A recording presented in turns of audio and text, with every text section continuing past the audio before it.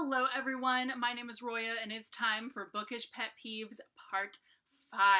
I can't believe I've done 5 of these now. So also, I should probably point out that if you like books that have some of these pet peeves in them, or if you are writing a book or have written a book with some of these things in them, I am not judging you because so have I. A whopping 2 of these freaking things show up. Out of the 6 of these pet peeves, 2 of them are in my own book. So I am definitely not judging you. And actually, a lot of these pet peeves show up in books that I really, really like, and they're a lot of them are fairly specific to historical fiction and fantasy, and that's where I see them the most. So anyway, let's just get started. So the first pet peeve that I'm going to talk to you guys about is when a woman gets her hair cut off as punishment. Or even a man. I've seen it happen to men in books too, but like it's usually a woman, and so if she's taken prisoner or something, like her hair gets cut off because it's just part of her punishment or something. Like, I don't know what is up with that. So, like, for example, I never really quite noticed how often that happens until I got to Trees and Keep, the second book in the Demon Child trilogy, which, as you guys know, I love, especially this book. It's amazing. But basically, the main character gets taken prisoner by a dude who is like bent on revenge and has been pissed off at her for literally no reason the entire series thus far. So then at one point she gets knocked unconscious, and so he's like, oh well, now I can like exact my punishment. And so I'm thinking, like, what's he gonna do? Is he gonna scar her face? Is he gonna like cut off a finger? What's he gonna do? And what does he do? He cuts off her hair. Her hair, which is just gonna grow back, and nobody's gonna give a crap. So I, like, don't know why that was such a, like, dire punishment for this chick. Like, it didn't make any sense to me. I was like, dude, like, this dude has spent this entire series hating her guts for no reason because he's a douchebag. He's been, like, going to whorehouses and hiring a whore just to pretend it's her and kill her and blah-de-blah, and then when he actually gets a hold of her, all he does is cut off her hair.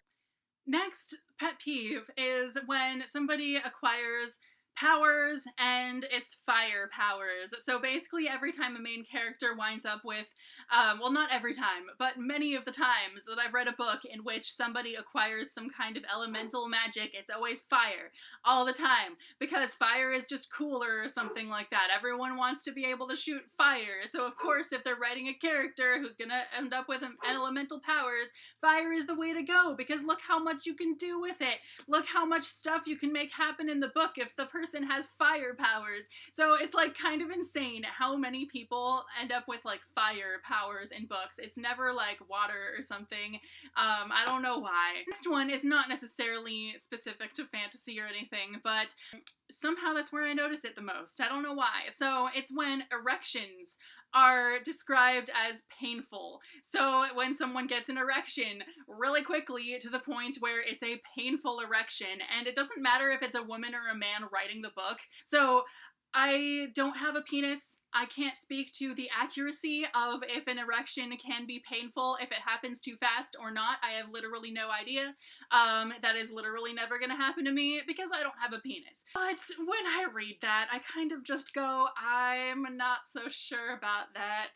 Another pet peeve of mine is when somebody is thinking about their love interest in a dire situation. So something really bad is about to happen to them, and all they can think of is like, oh, well, my love interest, blah blah blah blah.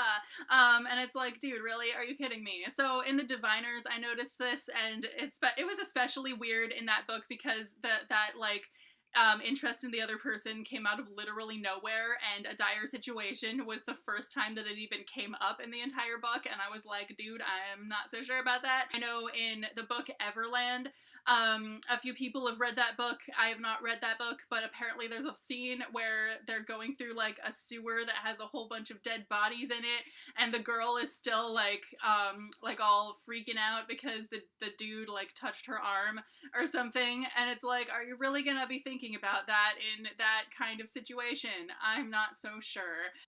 The next pet peeve is pretty specific to historical fiction, but I think I've seen it in fantasy as well.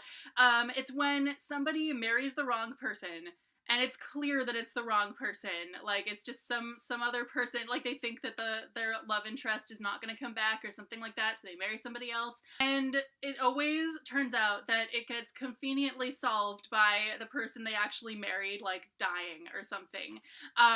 I feel like every time I pick up a historical fiction book or something and it turns out that the person gets married to the wrong person, I automatically, like, see it coming a mile away. I'm like, their husband or wife is totally gonna die so that they can be with the person they actually should have gotten together with. It's pretty obvious. And so that's the kind of thing that just happens way too often. It's like, how often does that really happen, where you marry the wrong person because you're in some random time period that, like, you have to get married to somebody, so you just pick some person, and it turns out, and like, how often does it turn out that that person just conveniently dies so that you can realize your error and be with the person you actually want to?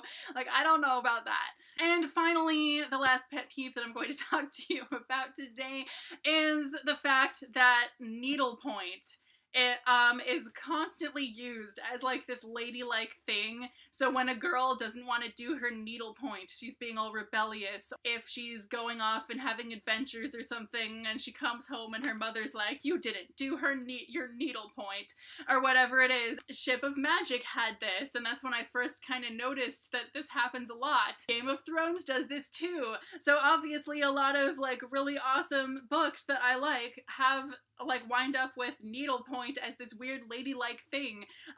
But for some reason, it's just always freaking needlepoint. I don't know why. It's never, like, planting the carrots, or, like, you didn't paint the house today or anything like that. It's always needlepoint. Like, why that specifically? So anyway, those are all the pet peeves that I have for you guys today. Let me know what your biggest bookish pet peeve is in the comments, and I will see you very soon with a new video.